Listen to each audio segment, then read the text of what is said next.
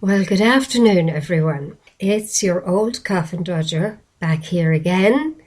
It's November the 20th, 2020.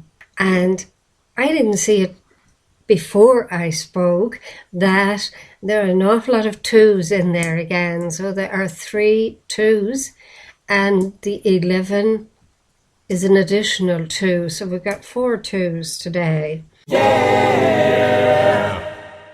Those of you who know me will know that I have a thing with numbers, and they kind of speak to me and prompt me to think a little deeper about certain things. And in most of my podcasts, I have mentioned one number or another, and the number has led me to do research in a certain direction, and I came up with interesting material. Enough about that.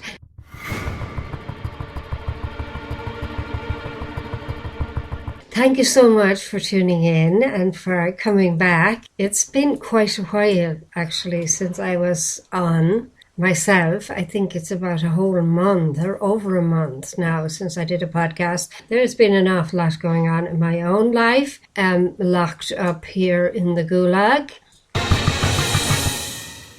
I was contemplating earlier on how I was going to compress all the topics I want to touch on into the title itself. And because most of the topics are something to do with oppression and with restrictions and with loss of freedom, I thought, well, the first thing I thought of was the Gulag. The word Gulag is an acronym for what would be the translation of main camp administration.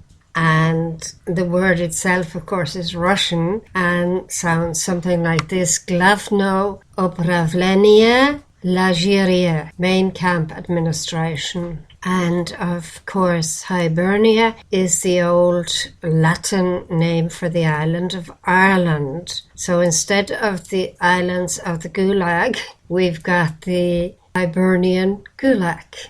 And you cannot really mention the word Gulag without thinking of the man who brought us closer to that concept of the Gulag Archipelago, which is the book that Alexander Solzhenitsyn bequeathed to us. He brought a lot of transparency into what went on under Stalin and the gulags in Russia, and what became of the dissenters, the people who didn't agree with the system. And there are a couple of quotes that I often use in respect to that, and that is, one would be, for us in Russia, communism is a dead dog, while for many people in the West, it is still a living lion. End of quote. I think there's a lot of truth in that. He also says that it is the artist who realizes that there is a supreme force above him and works gladly away as a small apprentice under God's heaven. I think part of the story, or the true story about Alexander Solzhenitsyn, is that he actually became a Christian, and he found out all about God in his oppression, in the conditions he was forced to live under. He was a thinker, and he went deeper and deeper until he was able to say, and I quote again, "The battle line between good and evil runs through the heart of every man." End of quote there again. So I think it's quite appropriate that we start with thinking of somebody who's already been there, been through it, and came out again on the other side. Christians tend to talk about a diamond, or to use the diamond as an example of what we can become.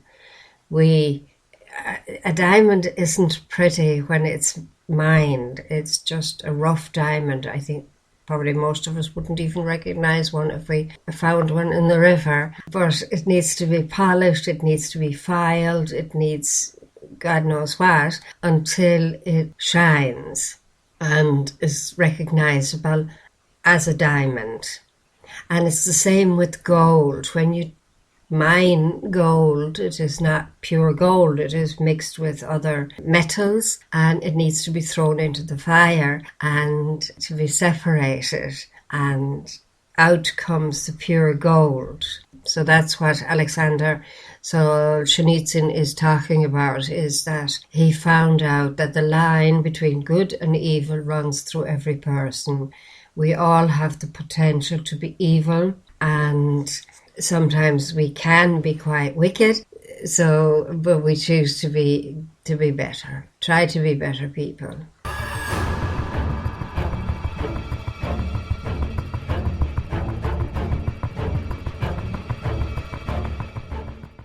What gave me the final push to get started on this particular broadcast was a message from a friend of mine who lives in Ireland but is of German origin, and we share information with one another. So today I got a message from her which mentioned the new law that was passed in Germany a couple of days ago, and it removes the constitutional freedoms of the population in cases of pandemics. And we haven't really come to a consensus yet whether the current situation can be classified as a pandemic at all, you see, because a pandemic usually, and previous pandemics, have claimed many, many more lives than this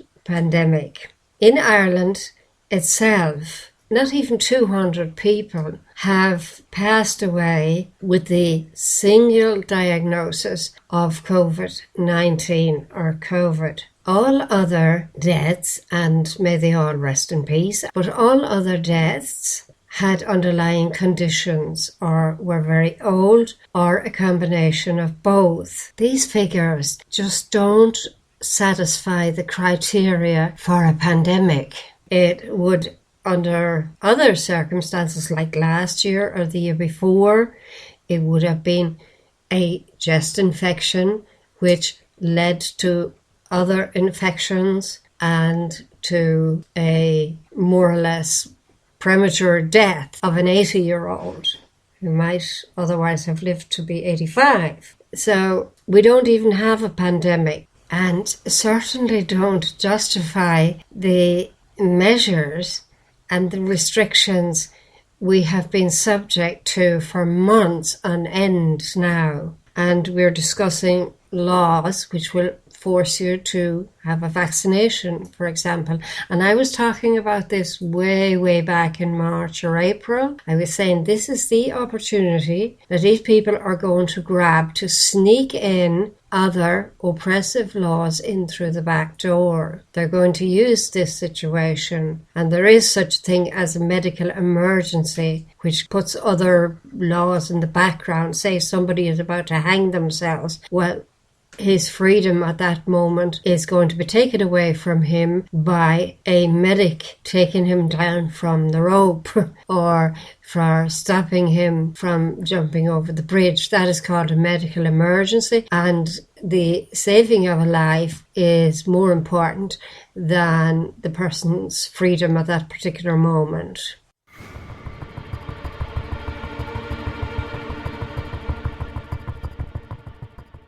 So that was the message my friend sent me about this new law in Germany. And in connection with that, she mentioned that this is a dark day for Germany and for the German people, because most of the German population have somebody or remember somebody who had been through the Holocaust in some way, either as perpetrators or as enablers or as innocent people who just didn't cop on because there was so much indoctrination going on and misinformation and disinformation that they didn't realize that they were being played with. I mean, that is something we should have learned about ourselves from history, from reading about history, from hearing reports from people who lived there and who know the mechanisms of indoctrination and of propaganda. But it's so funny, people just don't want to see. They just don't want to listen, and that's the really horrible thing about all these smart asses who think they know better. Sometimes they do know better, but they kind of brush you off and dismiss you. A few months later, you find that conspiracy theorist knew all about the conspiracy, and then they won't come back and say, "Gosh, you were right." They say then, "I knew all along."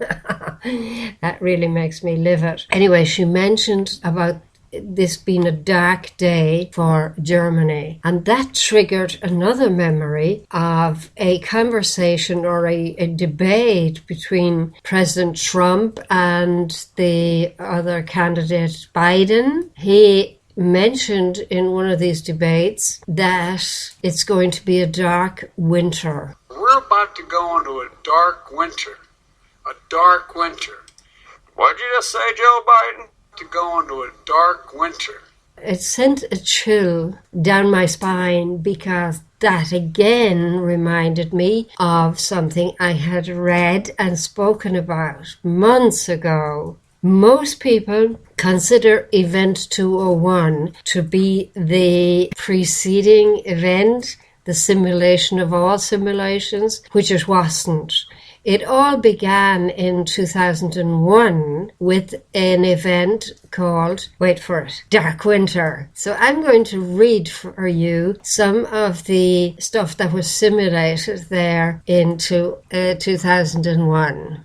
And you might even like to go back to my podcast of May the 8th, 2020, where I describe the 9 events leading up to this year's catastrophe.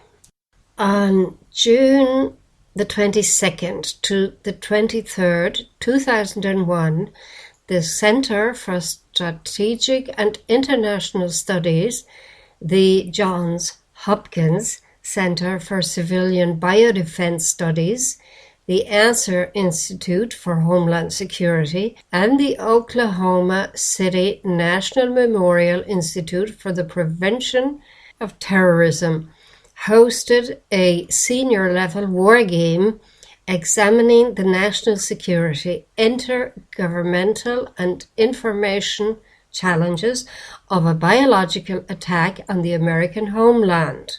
With tensions rising in the Taiwan Straits and a major crisis developing in Southwest Asia, a smallpox outbreak was confirmed by the CDC in Oklahoma City. During the 13 days of the game, the disease spread to 25 states and 15 other countries.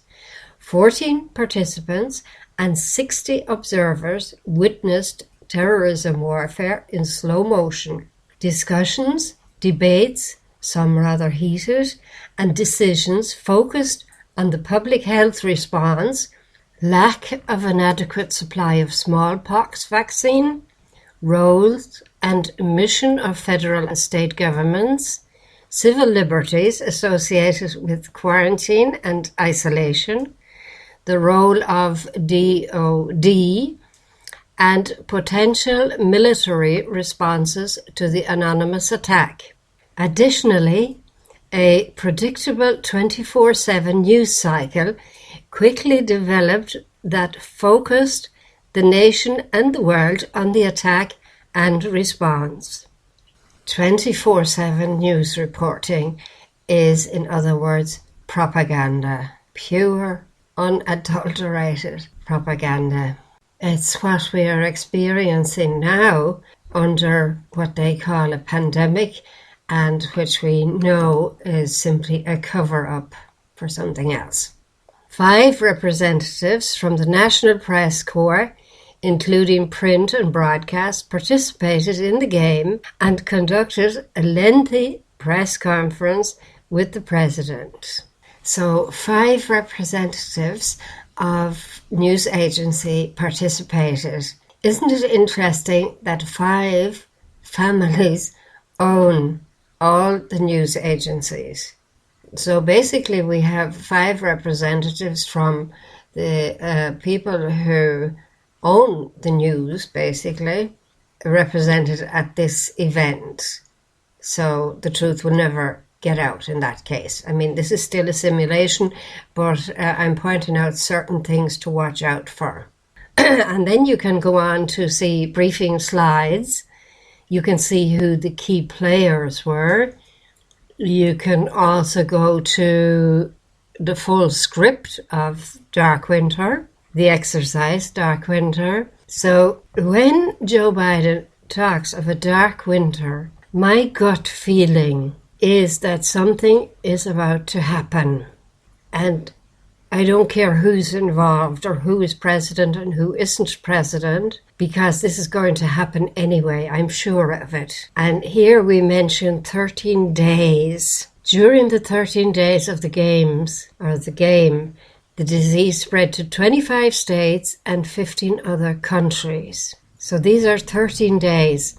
There are rumors going around of a cyber attack, which will render us all without electricity, without internet, without maybe even food and water, because everything depends on energy supply to keep going. Even you cannot put petrol in your tank. The grid is down. So this is what this could be about, the dark winter, the 13 days. And this cyber attack doesn't necessarily have to be perpetrated by a foreign enemy. It can simply be activated from within the country, the countries. With one flick of a switch, you can be without water, heat, whatever. The whole grid can go down. And it is surely going to be one dark winter in that case, or several dark days. Some people are predicting 3 days, other people are predicting 10 days, and here we have 13 days, dark winter. So you take your pick. And the reason for this grid collapse would be the Great Reset that they're all talking about now. They're all talking about this Great Reset, or they slip it in somewhere or other, and they will collapse everything. And when it's restored, it's going to be totally different. We will be under a different kind of control and surveillance and whatever else they plan with us, especially a new currency. The new currency is planned. The old system will be confiscated as part of the reset. It certainly would be a great relief to be rid of RTE for a couple of days, or a couple of weeks even, or forever. That would be even better. I'm just going to play a clip for you now that I grabbed somewhere as well. This is Ryan Tubridy, and just listen to what he is talking about and the words he is using in the advertisement for his annual toy show. In fact, the whole show is going to be like something we've never done before, and something that everyone at home has never seen before. It's a whole new world order. Did you hear that? The New World Order. It's a whole new world order.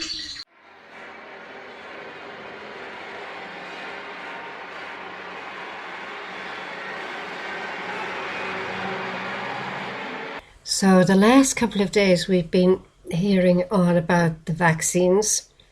It seems to be no other topic at the moment. The world has come to a standstill because of the availability of not just one vaccine, but 2 vaccines. The race is on. Who is going to be the first? And who is going to be the first country to force their vaccines on their population? I think that's the real question, and that's what many, many people are worried about, is the coercion behind a vaccine. Most people don't really reject vaccines per se. They just don't like the idea of being forced to take a vaccine that has never been on trial anywhere before. And therefore, the population that is the recipient, or that will be the recipient of these jabs, are going to be the trial itself. And that's quite a worrying thought, to be in that cohort of people who will be forcibly administered a medication which has only taken 6 months to develop, according to them, and has never been tested on pharmaceutical trials before, or in pharmaceutical trials before. Usually you start off with animals, and then you go on to volunteers, then you go on to a certain section of society, then you wait a while, and then you go on to the general public, and that usually takes years. But here we have 2 companies now, Moderna and Pfizer, have come up with these beautiful vaccines. Moderna we heard about in one of my last podcasts. I think it was the one Worrying Developments Worldwide, where a medical doctor, Dr. Carrie Madge, spoke about what the ingredients are in the Moderna vaccine.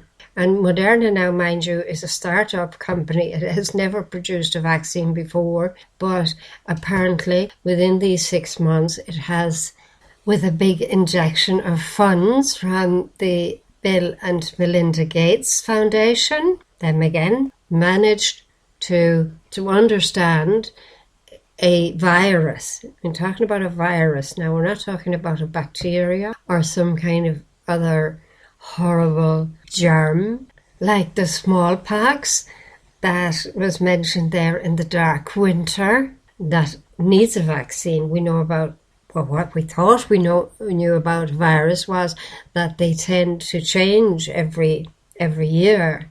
So we need a new vaccine every year. So this startup company, Moderna, has managed to accumulate all that information. They have clairvoyant abilities to see into the future, or have they just not mentioned that these will be repeat vaccines? But anyway, Dr. Carrie Madge, she talks about it on that podcast. If you want to listen to that again, you can. Then I'm going to read something to you.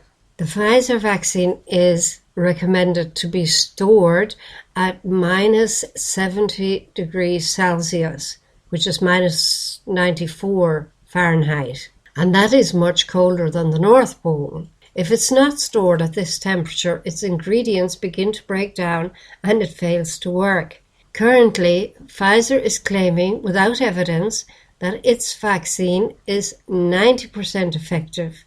But this claim is little more than corporate propaganda designed to drive up stock prices through false projections.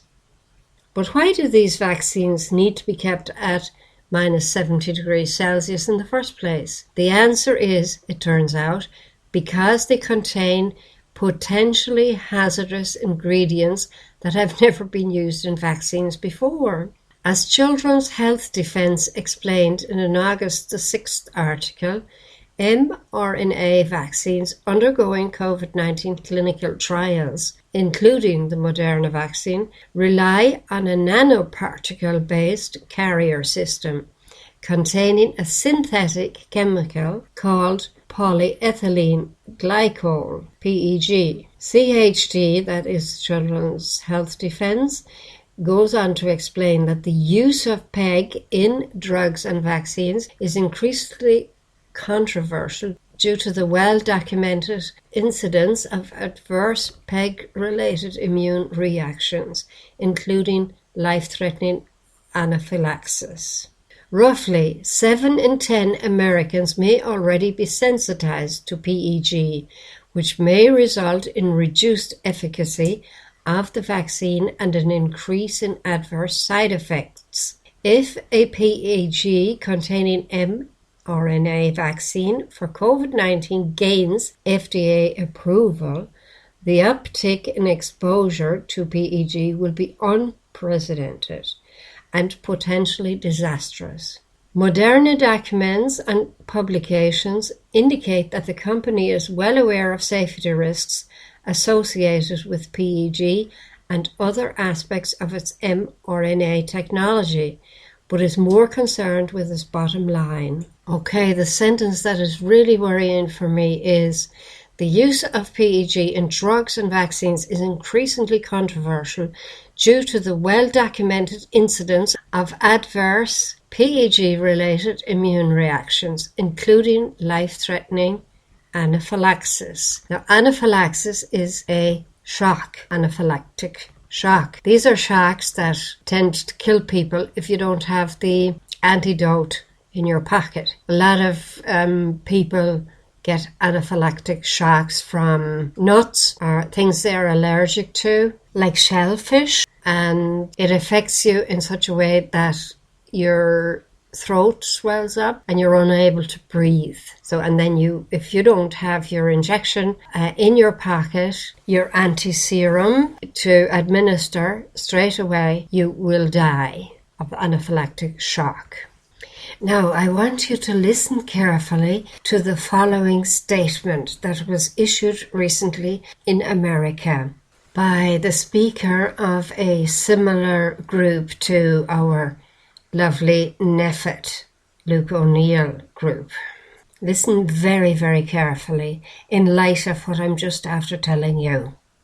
What we're doing to make sure that we are ready at this level after working these details for the last 6 months, as I've told the team, 2 things we must have. One, upon emergency use authorization, all of America must receive vaccine within 24 hours, as I said. I'm asking your help here to understand this message. When I think of logistics, I think of the point of production to the user. So does this mean that the user, in this case, is the physician or the hospitals?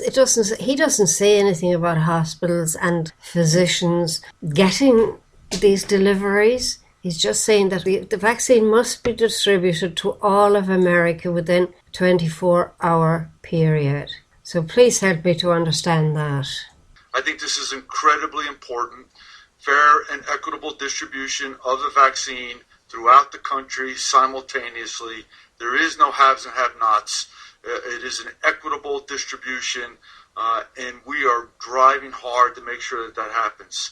The second thing that we want to do is make sure that the cadence of vaccine delivery following the first push is routine so that states/jurisdictions can plan for it and account and develop execution of the administration in a routine method so that the population is well informed. Take note that the word cadence in business speak is how often a regularly scheduled thing happens. That is one of the definitions. So be very aware. In that context, I am wondering what is going to happen if, as we heard in the clip there before, every American within 24 hours are to be administered a vaccine. So this is the whole of America being vaccinated within 24 hours. How many of these people are going to get this shock and die? That is really worrying. I can only hope that it's my brain that is wired a little bit differently and that I have completely misunderstood this notion of vaccinating the nation within 24 hours. But then I'm holding that up against the logistics of delivering goods from A to B and around the country. Can it take 6 months to get that sorted? And what are the other adverse side effects which will lead to a run on the pharmacies of the country, or an overcrowding of the emergency departments call them accident and emergency departments here in Ireland. I think they're called EDs in America. All of America must receive vaccine within 24 hours, as I said. I think this is incredibly important. Fair and equitable distribution of the vaccine throughout the country simultaneously. There is no haves and have-nots. It is an equitable distribution, and we are driving hard to make sure that that happens. So the protocol for the treatment of anaphylaxis is place the patient in a recumbent position and elevate lower extremities. Monitor vital signs frequently, every 2 to 5 minutes, and stay with the patient. The first line of treatment is epinephrine. It's the only medication that can reverse severe anaphylactic symptoms. It is available by prescription, but we are also warned to monitor for late phase anaphylaxis, which can occur up to 20% of acute anaphylaxis and can be more difficult to treat. So if you could get hold of your epinephrine, that would be a good idea. It is available by prescription. So should we go and ask our doctors for a prescription for anaphylaxis? And if that wasn't enough to sicken you to the pit of your stomach, we now have here the puppet, Justin Trudeau, or is it Justin Castro? One or the other. Here he is talking about the Great Reset. Well, he isn't actually talking. He's reading from a script. He has never, ever stood in front of a microphone or sat in a studio without reading from a script. He's just unable to speak freely. And building back better means giving support to the most vulnerable while maintaining our momentum on reaching the 2030 Agenda for Sustainable Development and the SDGs. Canada is here to listen and to help. This pandemic has provided an opportunity for a reset. This is our chance to accelerate our pre-pandemic efforts to reimagine economic systems that actually address global challenges like extreme poverty, inequality, and climate change. You can even hear it in his voice that there's nothing sincere, there's nothing authentic about what he is saying. It is a script. And I'm saying that in particular because there has been a document leaked by a whistleblower which discloses plans that are monstrous for Canada. So this whistleblower warns of a complete and total secondary lockdown, much stricter than the first and second rolling phase restrictions, which is expected to run to the end of December 2020 and early January 2021.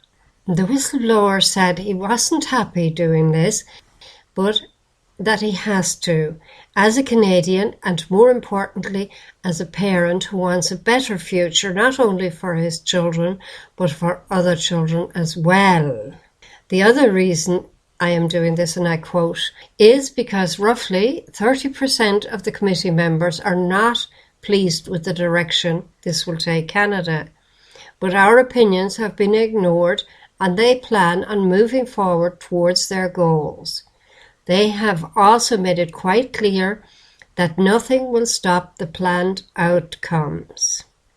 The roadmap and aim was set out by the PMO and is as follows. Phase in secondary lockdown restrictions on a rolling basis, starting with major metropolitan areas first and expanding outward, expected by November 2020. Rush the acquisition of or the construction of isolation facilities across every province and territory, expected by December 2020. Daily new cases of COVID-19 will surge beyond capacity of testing, including increase in COVID-related deaths following the same growth curves, expected by the end of November. Complete and total secondary lockdown. much stricter than the first and second rolling phase restrictions expected by the end of December 2020 or early January 2021. Reform and expansion of the unemployment program to be transitioned into the Universal Basic Income program. The deployment of military personnel into major metropolitan areas, as well as all major roadways to establish travel checkpoints, restrict travel and movement, provide logistical support to the area expected by the third quarter of 2021. So this is going nowhere, folks. This is in Canada. And in Canada, they have invited tenders for detention centres, well, they call them quarantine centres, all over Canada. And at first, it was understandable because it was near airports, and people coming into the country had to quarantine in these quarantine centres. But now have been invited to build new ones in every province as well, and in far out places away from airports and away from railway stations, things like that. So they are isolation centres, and they have also tendered for guards for these centres. I have read that somewhere now as well. So where I read it, the author was saying they weren't sure whether the guards were to keep people in or to keep people outside from coming in. So this is looking very, very sinister when you put them all one after the other on a shelf here or on the table and look at what is going on, what I just mentioned. Things are not looking well at all. And the same is happening in Australia. This is a kind of a joint enterprise, Canadian and the Australian things. And these are all Commonwealth countries, aren't they? They're all still more or less under the crown of Mrs. Windsor.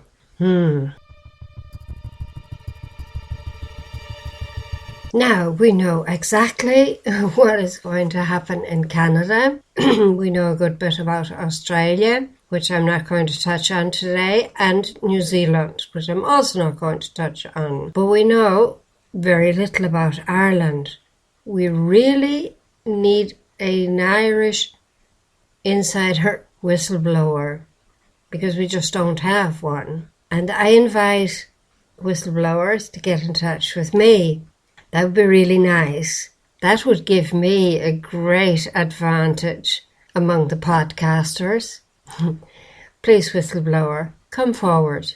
And of course, I can assure you that anything you tell me will be your details will be completely confidential. What you tell me would go to the public, but who you are and where you are positioned would remain completely confidential. But even if we don't have a government or government agency whistleblower, we do have a lot of dedicated people and increasingly bigger numbers of people who are penetrating the system and who are giving their information free of charge to the rest of us. And I must say it really warms my heart to see so many people woken up now to what is going on and to what the real agenda is behind the pandemic. That's really, really encouraging to see so many people refusing to accept the official narrative. And as we speak today, I'd like to mention one chap. His name is Andy. He is in court today, or he was in court today. I still have to find out how it went, but he was dragged into court for not wearing a mask in a store, and apparently the security guard caught him and stopped him from entering, even though he had a reasonable excuse according to the regulations for not wearing a face covering. These exemptions are provided for in the regulations, but the security guard and the shop itself, I suppose the manager, insist on people, even if it takes the breath out of them, they have to wear a face covering. And the same thing happened to myself recently in a pharmacy. There was nobody there. There's a little booth that has been constructed just inside the door, and only one person is allowed to be there at any one time. So I went in to collect my items that had been ordered online, and I was in the process of taking possession of them and paying for them when the pharmacist raced down and said to me, "Noreen, you have to wear a mask in here." And of course I said my usual mantra is that I have a reasonable excuse for not wearing a mask according to the regulations. And she actually said, to cut a long story short, she said, "I don't care." She said, "It's the law, and there's a notice over there that you cannot come in without a mask." Now, I thought this is really brutal, because the pharmacist, you're always told to ask your pharmacist, go to your pharmacist if you have this problem or that problem. They will advise you and all this kind of stuff. And they're talking about vulnerable people. A vulnerable person is an older person, which I am, a cough and dodger. I'm also have conditions which prevent me from wearing a mask. So where is the care? Where is the compassion? Where is, I mean, the two assistants, this little booth is built so that only one person can step inside. There's then a plexiglass partition. You're facing a plexiglass partition, so you're not breathing onto the other person's face or mask or anything like that. The two of them, anyway, they were wearing masks behind this plexiglass. And I always stand back anyway, because I wouldn't want to intimidate anyone, just in case they had a phobia of faces, face phobia. I don't know what you'd call that now. But I think people are developing face phobias. They just don't know what a human face is like anymore. It's like some kind of animal, a rabid animal that has to be restrained and wear a muzzle, or a horse with an oats bag. I think it's actually called a nose bag, where it has his nose inside of it. I don't know. It's really strange. So they've got Andy anyway in court today for not complying with orders. And there are several other people who have suffered the same plight and who are afraid. They are so afraid of there are several people who would like to, have the courage to go out and they'd like to breathe fresh air. And the terrible thing was in the pharmacy, I forgot that there, the terrible thing was that the pharmacist told me, she said, "There's a man coming in here, or a person coming in here with oxygen. He's on oxygen, but he still wears a mask. So damn it, so can you." What does that tell me about these people and everybody? There are so many of these stories out there, but the most sinister and insidious stories are the ones where children are being deceived in school. There was one thing I read today about a child came home, told the mother that a nurse came in and said to the child, "Oh, your mother forgot to sign the form for the vaccine." This was last year, probably the HPV vaccine or any of the others, doesn't matter which one. But the child knew exactly that the mother hadn't forgotten, but that the mother didn't sign it because she didn't want to sign it. And she had told the child to be very, very wary. And the nurse came in and purported that the mother had forgotten and come along now and we'll do the vaccine. I mean, that is really something to be very angry about. They are coming for our children and they're going to get them. People just don't start revolting now. last but not least, I want to mention the brave priest, Father Hughes of Mullahoran, who let people into church while he was celebrating the Mass, or celebrating the Eucharist, as it is also known as. Apparently, people came in while he was celebrating the Mass. I think it was a streamed event, and they either stayed on or they just came in to say prayer and went out again. But there were no more than 10 in there at any time. But again, there was a snitch somewhere. And so he got a visit from the Garda Síochána, who have threatened to arrest him and to prepare a file to go to the DPP for celebrating the Mass in public. And he himself, he said he thinks that that would go against the Constitution of Ireland, which allows the freedom of practicing the faith. Whatever it was, anyway, he sounds to me to be one of the faithful, absolutely one of the faithful, because Jesus himself said, "Will I find faith when I return? Will I find faith when I come back again?" And faith means that we Christians, we obey God. We don't obey tyrannical governments, especially when they are tyrannical. If governments are making rules and regulations that benefit the community, of course we're obliged to follow these laws, no more than we're, as much as we are required to adhere to the 10 Commandments. Jesus fulfilled the 10 Commandments. We are not here to practice the religion of health, of healthy forever, healthy in all eternity.